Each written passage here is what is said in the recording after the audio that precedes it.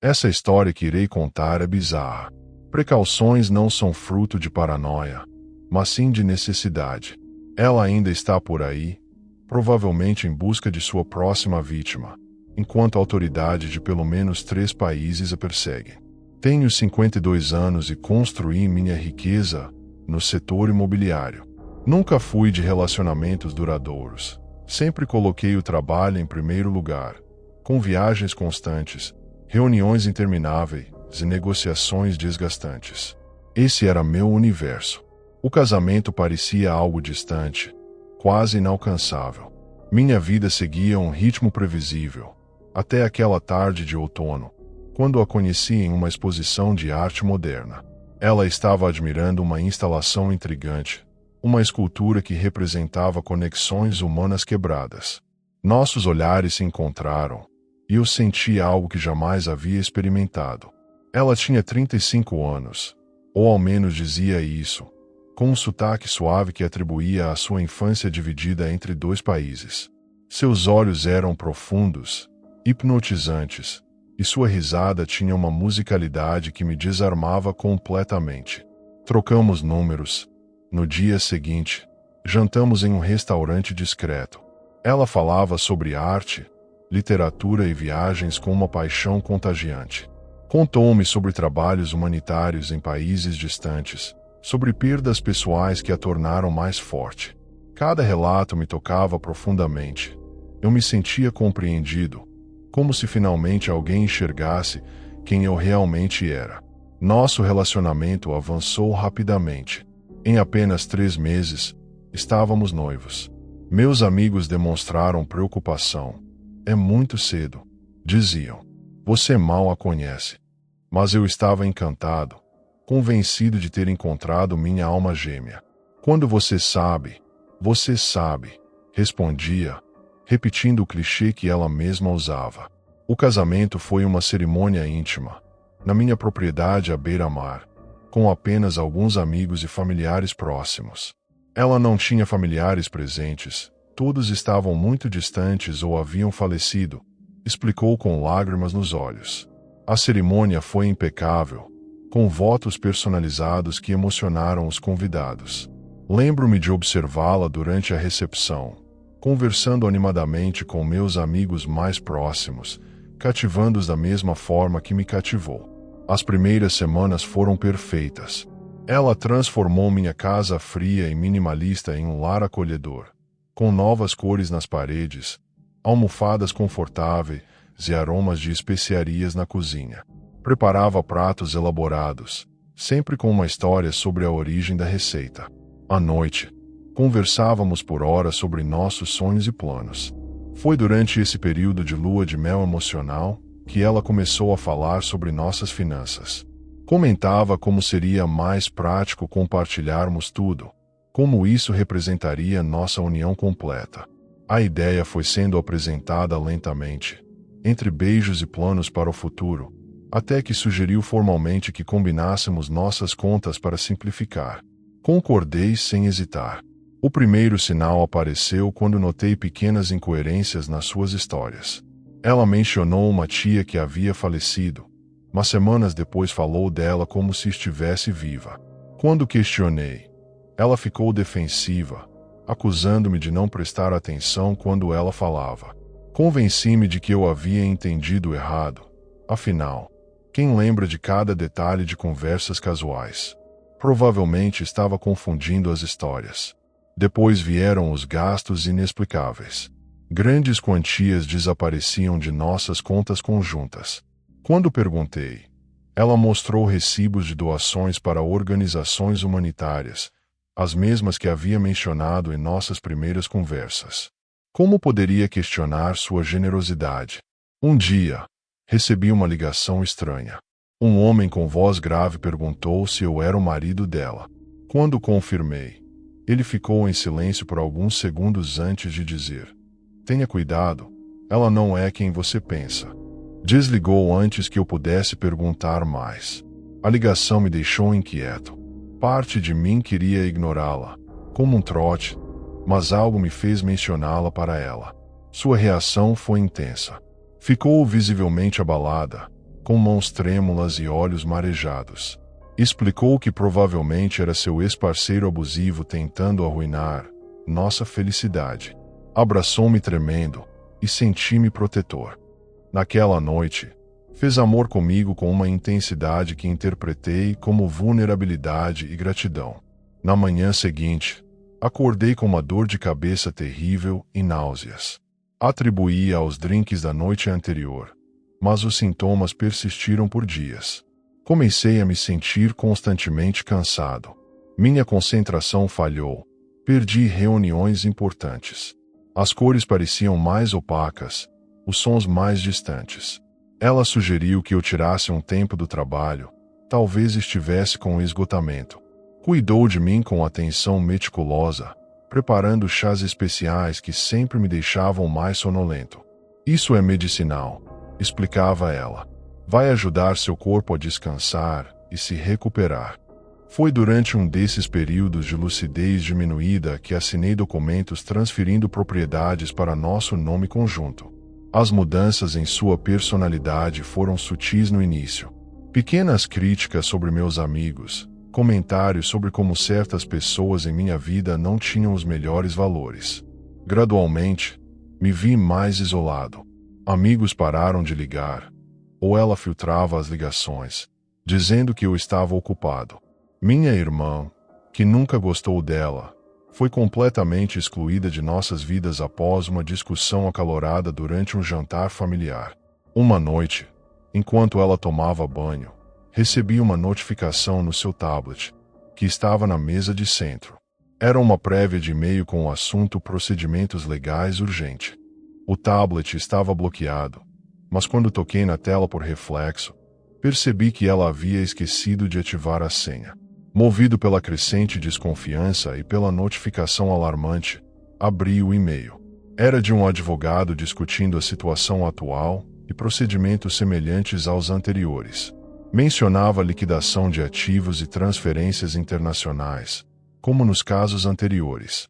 Durante os 20 minutos seguintes, enquanto o chuveiro continuava ligado, vasculhei freneticamente o dispositivo. Encontrei uma pasta com documentos digitalizados, certidões de casamento e óbito. Ela havia sido casada 2 vezes antes. Ambos os maridos faleceram em circunstâncias suspeitas, mas não conclusivas. Um aparente suicídio, um acidente doméstico em ambos os casos. Ela herdou fortunas consideráveis. Meu sangue gelou. As semelhanças com minha situação eram inegáveis.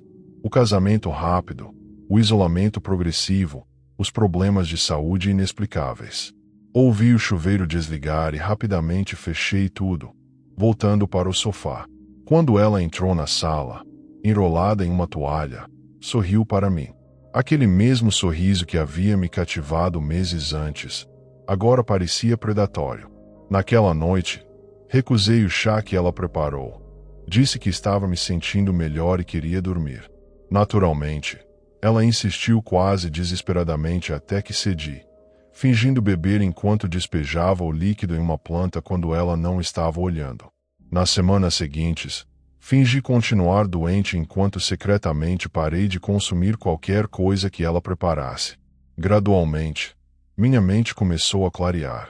Consultei médicos discretamente, usando um nome falso. Exames de sangue revelaram traços de substâncias que, em doses maiores, poderiam ser fatais. Comecei a guardar evidências e a contatar discretamente um advogado especializado em medidas de proteção de emergência. A minha saída estava sendo planejada. Um dia, ela anunciou que precisava viajar para resolver questões familiares urgentes. Percebi que era minha chance. Assim que ela partiu, contratei investigadores particulares e especialistas em segurança. O que descobriram apenas confirmou minhas suspeitas, revelando detalhes ainda mais perturbadores. Seu nome real não era o que eu conhecia. Tinha pelo menos 4 identidades diferentes. Os trabalhos humanitários eram fachadas. As organizações para as quais supostamente doava não existiam.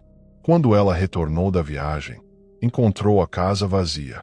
Seus pertences estavam lá, mas eu havia partido, levando comigo todas as evidências para as autoridades. Meu advogado havia conseguido bloquear as contas conjuntas através de uma medida judicial de emergência. As propriedades estavam temporariamente protegidas por liminares, enquanto a investigação prosseguia. Ela deve ter percebido imediatamente que seu plano havia falhado. Quando a polícia chegou com o mandado, algumas horas depois, ela já havia desaparecido, levando apenas uma mala pequena e documentos pessoais.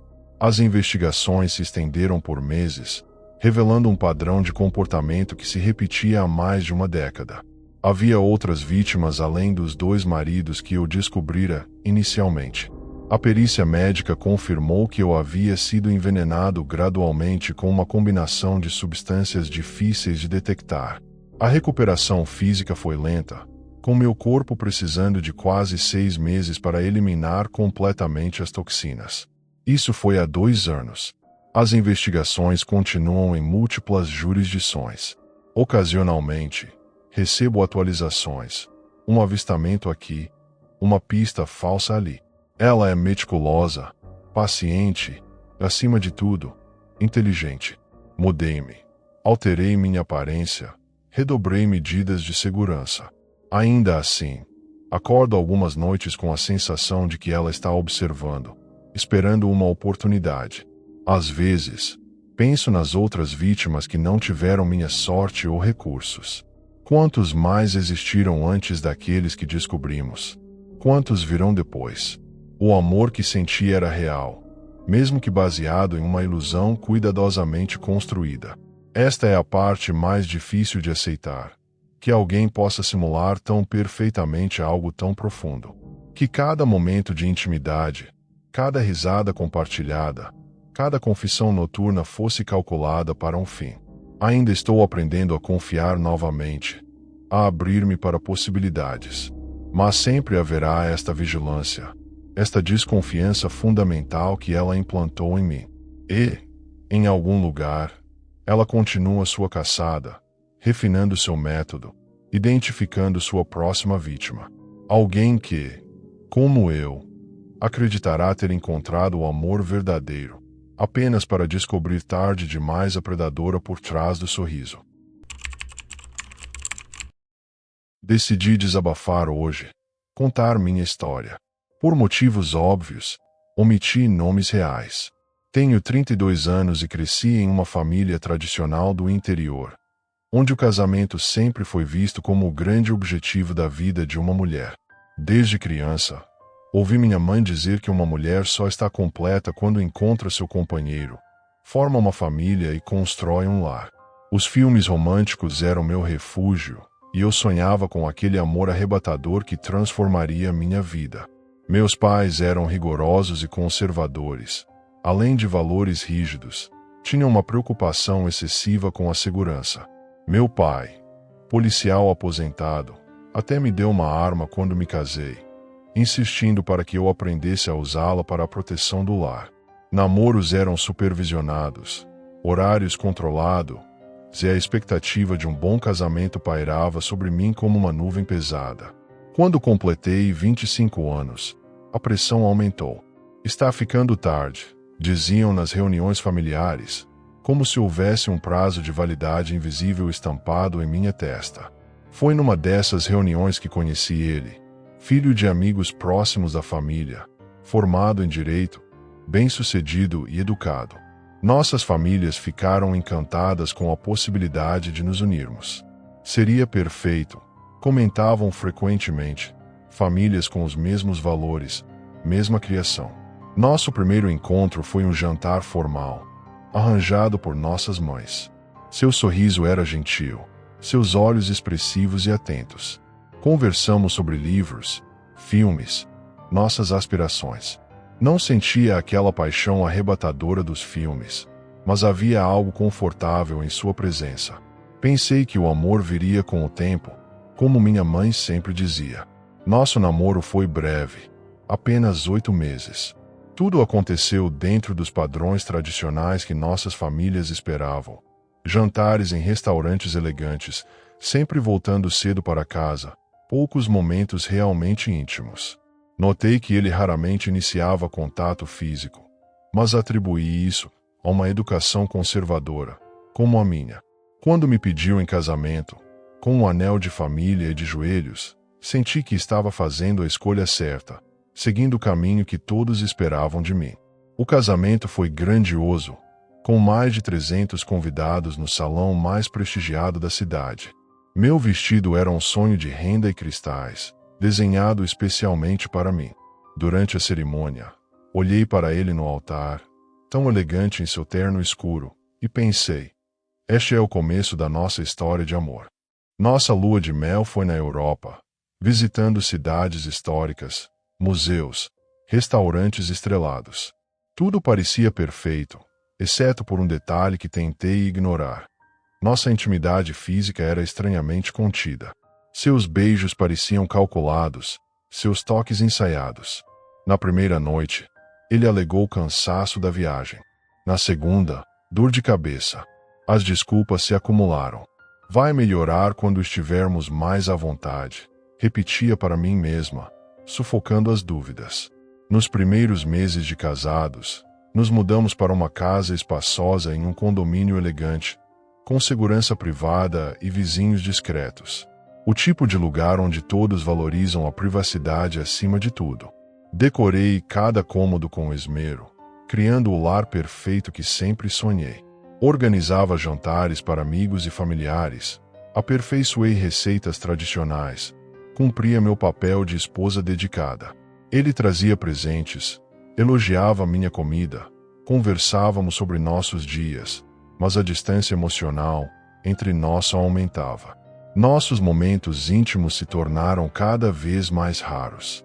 Estou cansado, tenho um caso importante amanhã. Sempre ouvia a mesma coisa. Comecei a duvidar de mim mesma.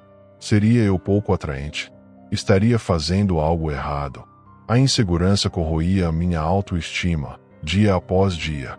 Tentei lingerie nova, perfumes caros, sugestões de terapia de casal. Nada funcionava. À noite, deitada sozinha, enquanto ele trabalhava até tarde no escritório, pegava-me olhando para a gaveta onde guardava a arma que meu pai me dera. Um objeto estranho em nossa casa elegante, mas que me dava uma sensação de controle que eu não tinha em meu casamento. O primeiro sinal realmente alarmante veio quando encontrei mensagens em seu celular. Uma notificação piscou na tela enquanto ele tomava banho. Era de alguém identificado apenas por iniciais. A mensagem dizia: sinto sua falta. Quando podemos nos ver novamente? Confrontei-o imediatamente. Com uma calma estudada, explicou que era um colega de trabalho colaborando em um caso importante. Sua voz não tremeu. Seus olhos não desviaram. Quase acreditei. Quase. Nas semanas seguintes, transformei-me em detetive. Anotava horários estranhos de chegada, ligações atendidas em voz baixa e inconsistências em suas histórias sobre compromissos. Verificava extratos de cartão de crédito, registros de chamadas, odômetro do carro. Minha obsessão crescia, assim como a sensação de estar afundando em areia movediça. Numa sexta-feira, quando mencionou um compromisso profissional fora da cidade, vi minha oportunidade.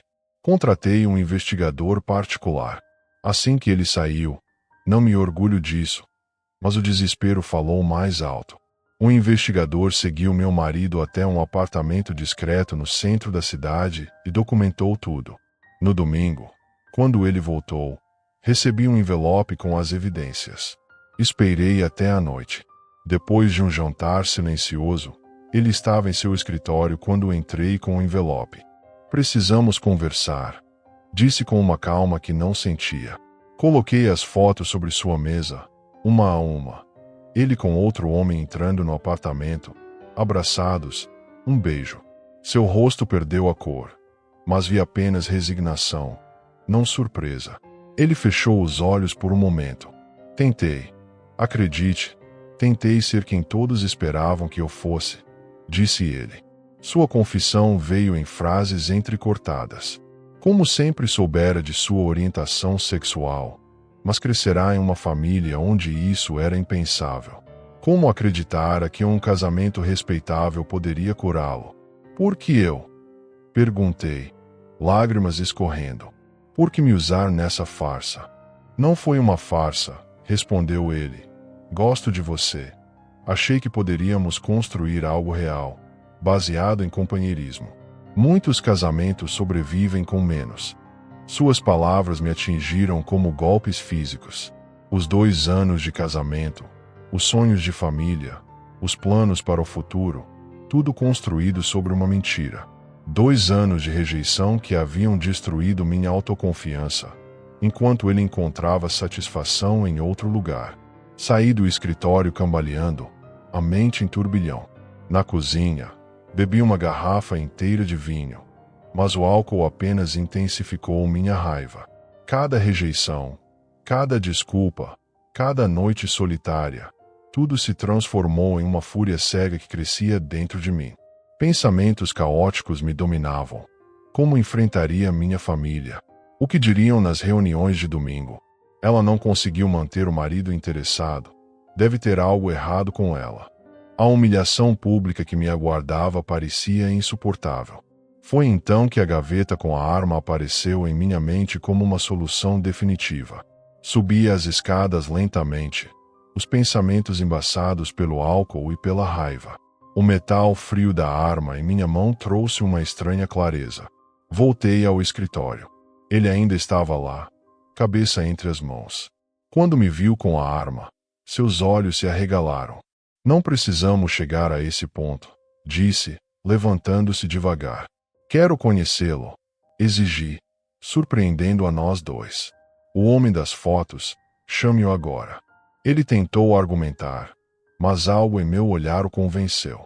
Fez a ligação, com mãos trêmulas, inventando uma emergência. 40 minutos depois, a campainha tocou. O homem que entrou era alto, atlético, com genuína preocupação no rosto. Parou abruptamente ao me ver. Mostrei a arma antes que pudessem reagir. 2 anos, disse minha voz, estranhamente calma. 2 anos destruindo quem eu sou, fazendo-me duvidar de mim mesma, enquanto vocês. O primeiro tiro acertou meu marido no peito. O estrondo preencheu a sala. O segundo homem tentou correr, mas o próximo tiro o atingiu nas costas. Ele caiu de joelhos, depois tombou para frente. Fiquei paralisada, observando o sangue se espalhar pelo carpete claro, que eu havia escolhido com tanto cuidado. O sistema de segurança do condomínio começou a tocar, provavelmente acionado pelo barulho. Em minutos, guardas estariam batendo a porta. Coloquei a arma na mesa e saí da casa. Dirigi sem rumo pela cidade escura, a mente alternando entre uma clareza assustadora e períodos de completo vazio. Hospedei-me em um hotel barato nos arredores da cidade, pagando em dinheiro. A cada hora, verificava obsessivamente as notícias no celular. Duplo homicídio em condomínio de luxo. Esposa foragida é a principal suspeita. Advogado e cliente mortos a tiros. O cerco se fechava. No terceiro dia, exausta e incapaz de continuar fugindo de mim mesma, estacionei em frente à delegacia. Vim me entregar, disse ao policial na recepção. Matei meu marido e seu amante. As semanas seguintes foram um borrão de interrogatórios, audiências preliminares e manchetes sensacionalistas. Meus pais hipotecaram a casa para contratar um advogado renomado. A defesa construiu um caso de crime passional temporário. Uma mulher tradicional, emocional e psicologicamente destruída pela traição humilhante, agindo sob violenta emoção em um momento de colapso mental. Peritos psiquiátricos testemunharam sobre meu estado psicológico fragilizado por meses de rejeição. O promotor, por outro lado, destacou a premeditação, ao chamar a segunda vítima, sugerindo o planejamento.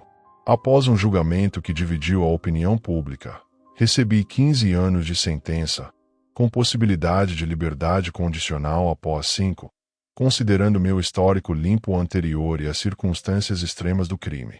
Agora estou aqui, contando minha história de uma cela fria que se tornou o meu lar.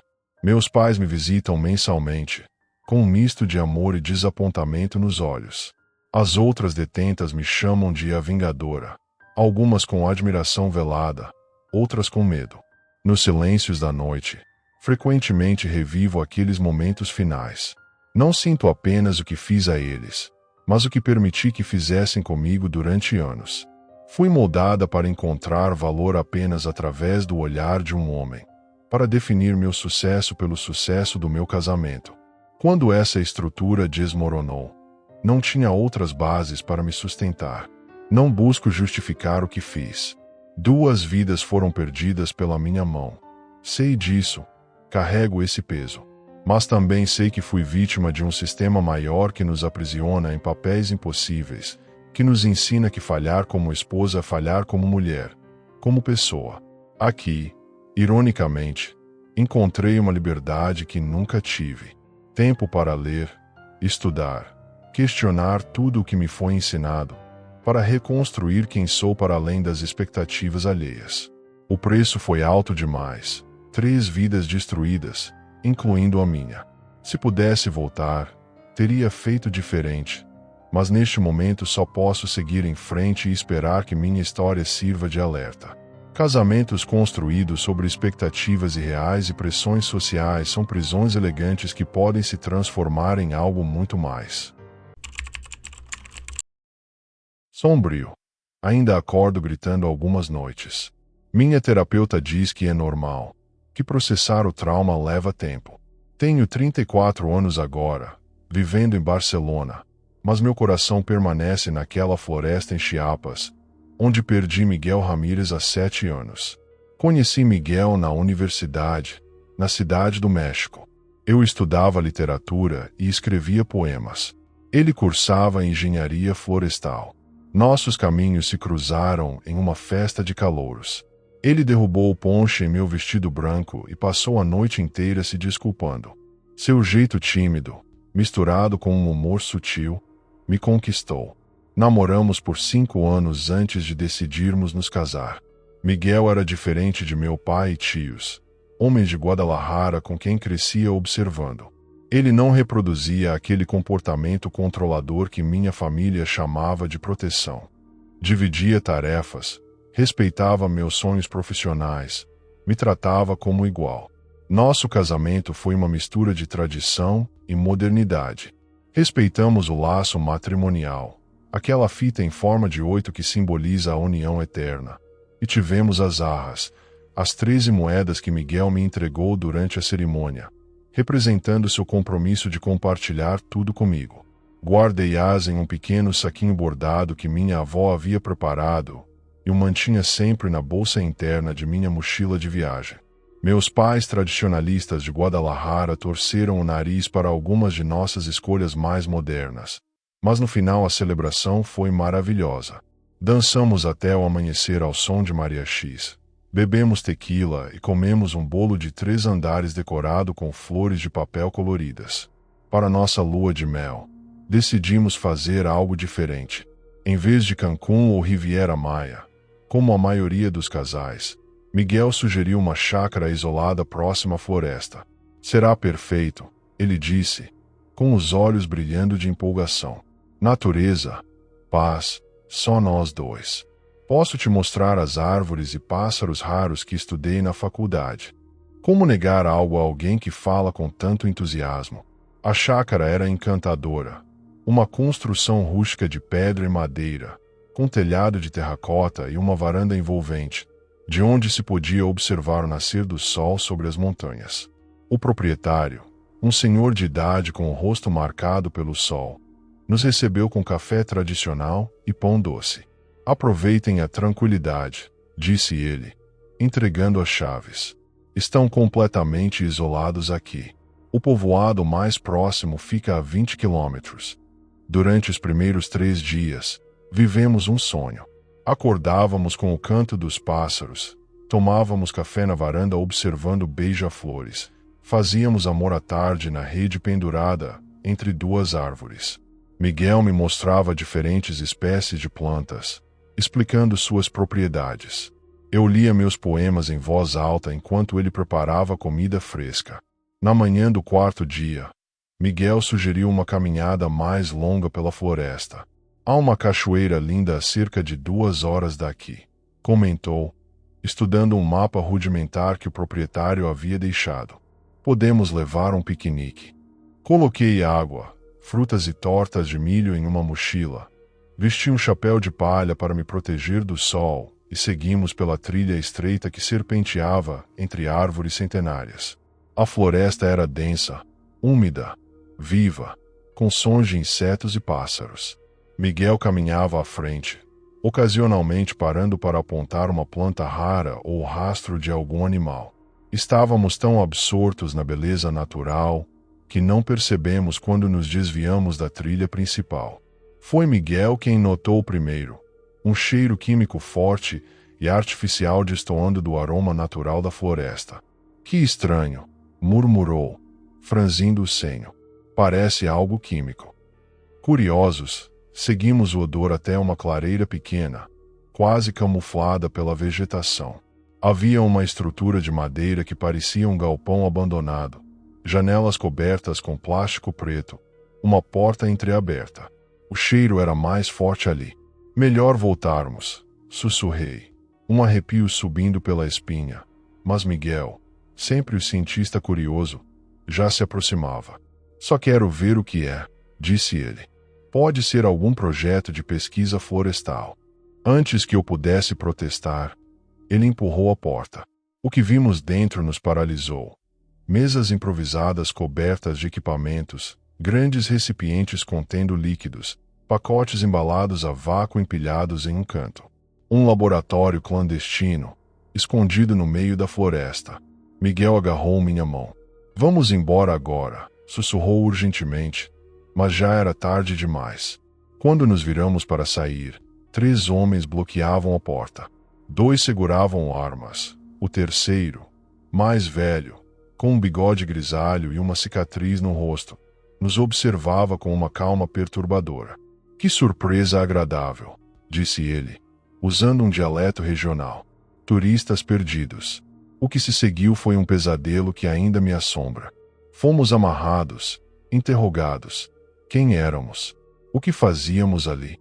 Quem mais sabia de nossa localização? Miguel tentou explicar que éramos recém-casados, que tínhamos nos perdido, que não tínhamos interesse em causar problemas. Por favor, implorou ele, deixe minha esposa ir. Ela não viu nada, não dirá nada. O homem mais velho sorriu.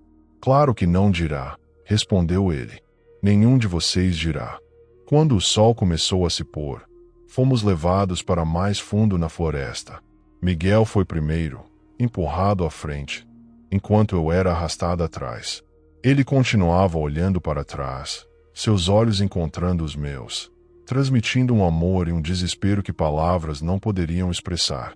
Numa clareira pequena, pararam. O homem mais velho fez um gesto com a cabeça.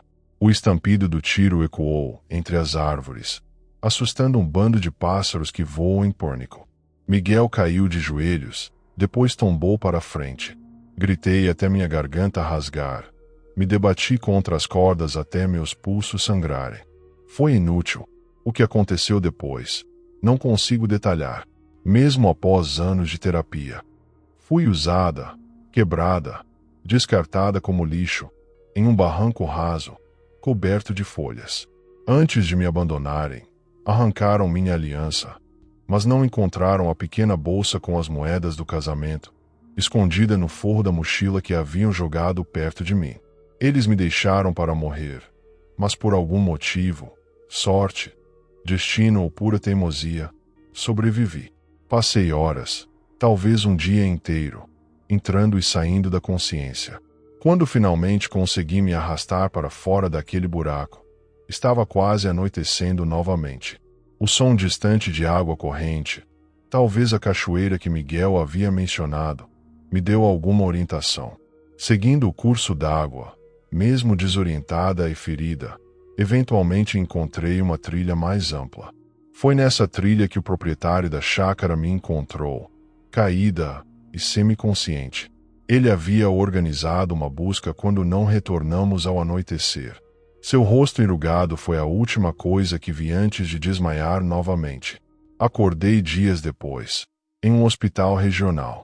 Polícia, perguntas, exames invasivos, olhares de pena. Meus pais chegaram de Guadalajara, rostos marcados pelo horror e culpa. Deveríamos ter insistido em Cancún.